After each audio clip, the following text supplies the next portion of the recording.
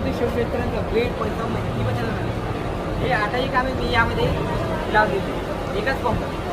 जसं की आपलं गवत कापणे, विहिरीचं पाणी काढणे, औषध यूज करणे, फवारणी काढणे, खत टाकणे, झटका मशीन, सायरन, तर हे आठही कामे एका पंपाने आणि हे सर्व सोलर होतात.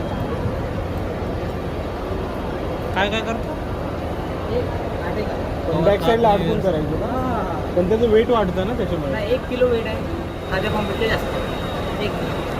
जर आपण यामध्ये 20 लिटर पाणी असतं ते आपण 19 लिटर यामध्ये सेम वेट होणार. तर सप्लाय वगैरे काय कसं सोलरवर चालतं ऑटोमॅटिक.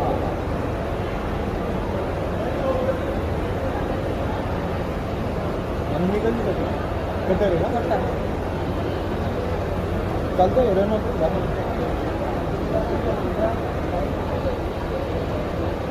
थोडं खतम झालेलं आहे. खत नाही टाकलं कटर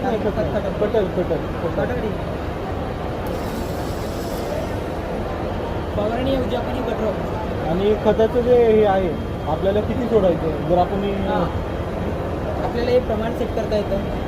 ते खत किती आहे काय यामध्ये बटन आहे चालू करायचं. आणि जर आपल्याला गव्हाला खत टाकायचं असेल तर यामध्ये गव्हाला खत टाकता येतं. पिकांच्या बुडत खत टाकायचे बुडत खत टाकता येतं.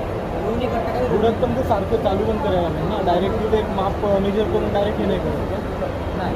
तुम्हाला फक्त असं दंडीत पोचायची ते खत एकदम मातीत गड्डा करून पिकांच्या बुडत टाकायचं. कसं म्हणजे ट्राय करून कसं ओळख कसं तोच तर नको ते लावायचं आहे ते तुम्ही कुठला आहे आपलं जे बाकीची गावाची करून जसं मिनिटून पाणी काढलं 50 लिटरवरून पाणी काढलं प्रति मिनिट 3 लिटर. कसं दाखव 3 लिटर आहे. यामध्ये मी यांना सर्किट तयार केलेलं आहे. मी विहिरीतून पाणी काढते प्रति मिनिट 3 लिटर. प्रति मिनिट 3 लिटर.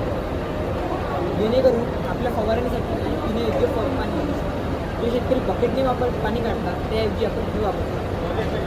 औषध मिक्स करतो.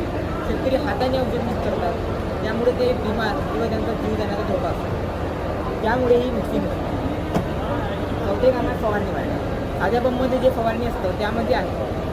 पण जे आपल्या हाईटपेक्षा जास्त असेल त्या पिकांना फवारणी कशी काढायची त्यांच्यासाठी मी इक्विपमेंट बनवतो. आपल्याला ॲडजस्ट सुद्धा करतो. खत टाकतो त्यामध्ये सर्व पिकांना खत टाकता येतो. आपलं 6वं काम आहे झटका मशीन. शेतकऱ्याला जागीला जावं लागतं त्याकरिता मी झटका मशीन वापरतो. शेताभोवती 3 तारा लावायची यामध्ये ट्यूबिंग लावायची. तुम्हाला असं सुद्धा वाटत असेल की प्राणी